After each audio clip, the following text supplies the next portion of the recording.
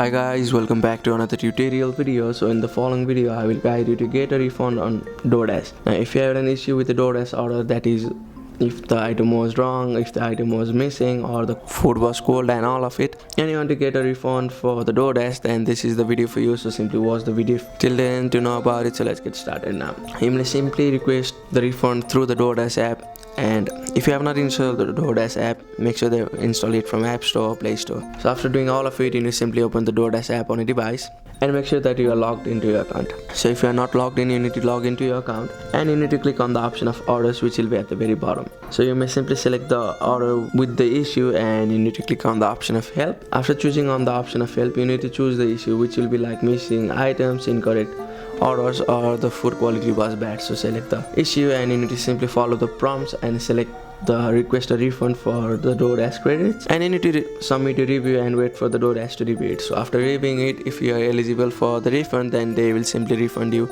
on the payment method which you have had.